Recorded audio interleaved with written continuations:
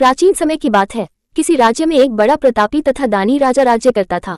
वो प्रत्येक गुरुवार को व्रत रखता एवं भूखे और गरीबों को दान देकर पुण्य प्राप्त करता था, परंतु ये बात उसकी रानी को अच्छा नहीं लगता था। वो न तो व्रत करती थी और न ही किसी को एक भी पैसा दान में देती थी और राजा को भी ऐसा करने से मना करती थी।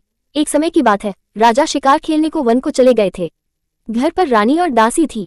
उसी समय गुरु बृहस्पति देव साधु का रूप धारण कर राजा के दरवाजे पर भिक्षा मांगने को आए।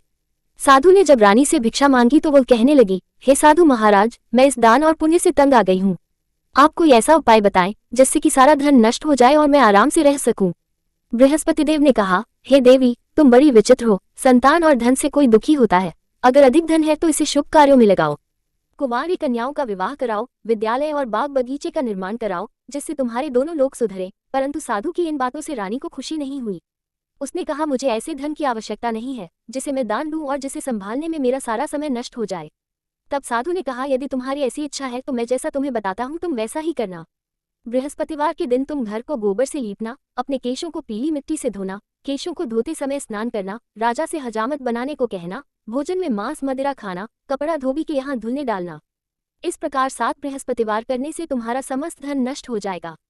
इतना कहकर साधु रूपी बृहस्पति देव अंतर्ध्यान हो गए। साधु के कहे अनुसार करते हुए रानी को केवल 3 बृहस्पतिवार ही बीते थे कि उसकी समस्त धन संपत्ति नष्ट हो गई।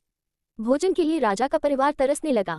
तब एक दिन राजा रानी से बोला, हे रानी, तुम यही रहो, मैं दूसरे देश को जाता हूँ, क्योंकि यहाँ पर सभी लोग मुझे जानते हैं, इसलिए मैं कोई छोटा कार्य नहीं कर सकता।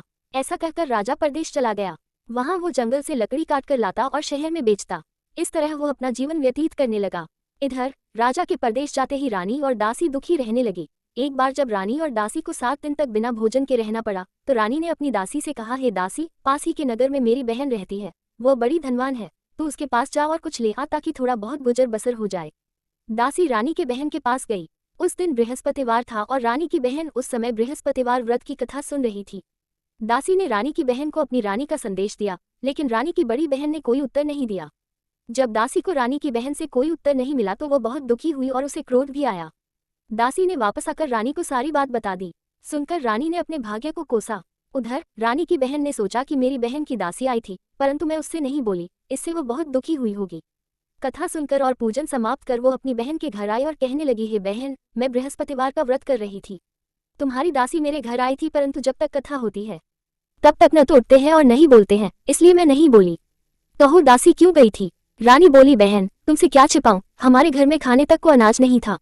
ऐसा कहते कहते रानी की आंखें भर आई। उसने दासी समेत पिछले 7 दिनों से भूखे रहने तक की बात अपनी बहन को विस्तार पूर्वक सुना दी। रानी की बहन बोली, देखो बहन, भगवान बृहस्पति देव सबकी मनोकामना को पूर्ण करते हैं। देखो, शायद तुम्हारे घर में अनाज रखा हो। पहले तो रानी को विश्वास नहीं हुआ, पर बहन के आग्रह करने पर उसने अपनी दासी को अंदर भेजा तो उसे सचमुच अनाज से भरा एक घड़ा मिल गया। ये देखकर दासी को बड़ी हैरानी हुई। दासी रानी से कहने लगी, हे रानी, जब हमको भोजन नहीं मिलता तो हम व्रत ही तो करते हैं, इसलिए क्यों न इनसे व्रत और कथा की विधि पूछ ली जाए ताकि हम भी व्रत कर सके। तब रानी ने अपनी बहन से बृहस्पतिवार व्रत के बारे में पूछा। उसकी बहन ने बताया, बृहस्पतिवार के व्रत में चने की दाल और मुनक्का से विष्णु भगवान का केले की जड़ में पूजन करें तथा दीपक जलाएं, व्रत कथा सुने और पीला भोजन ही करें, इससे बृहस्पति देव प्रसन्न होते हैं। व्रत और पूजन विधि बतलाकर रानी की बहन अपने घर को लौट गई। 7वें रोज बाद जब गुरुवार आया तो रानी और दासी ने निश्चयानुसार व्रत रखा। गुरसाल में जाकर चना और गुड़ बीन लाई और फिर उसकी दाल से केले की जड़ तथा विष्णु भगवान का पूजन किया। अब पीला भोजन कहाँ से आए, इस बात को लेकर दोनों बहुत दुखी थे। चूंकि उन्होंने व्रत रखा था इसलिए गुरुदेव उन पर प्रसन्न थे, इसलिए वे एक साधारण व्यक्ति का रूप धारण कर 2 थालों में सुंदर पीला भोजन दासी को दे गए। भोजन पाकर दासी प्रसन्न हुई और फिर रानी के साथ मिलकर भोजन ग्रहण किया। उसके बाद वे सभी गुरुवार को व्रत और पूजन करने लगी। बृहस्पति भगवान की कृपा से उनके पास फिर से धन संपत्ति हो गया, परंतु रानी फिर से पहले की तरह आलस्य करने लगी। तब दासी बोली, देखो रानी, तुम पहले भी इस प्रकार आलस्य करती थी, तुम्हें धन रखने में कष्ट होता था, इस कारण सभी धन नष्ट हो गया, और अब जब भगवान गुरुदेव की कृपा से धन मिला है तो तुम्हें फिर से आलस्य होता है। बड़ी मुसीबतों के बाद हमने ये धन पाया है, इसलिए हमें दान पुण्य करना चाहिए, भूखे मनुष्यों को भोजन कराना चाहिए और धन को शुभ कार्यों में खर्च करना चाहिए, जिससे तुम्हारे कुल का यश बढ़ेगा, स्वर्ग की प्राप्ति हो और पितर प्रसन्न हो। दासी की बात मानकर रानी अपना धन शुभ कार्यों में खर्च करने लगी, जिससे पूरे नगर में उसका यश फैलने लगा। गुरुवार को बृहस्पति भगवान का व्रत रखने से घर में हमेशा सुख संपत्ति की बहार रहती है।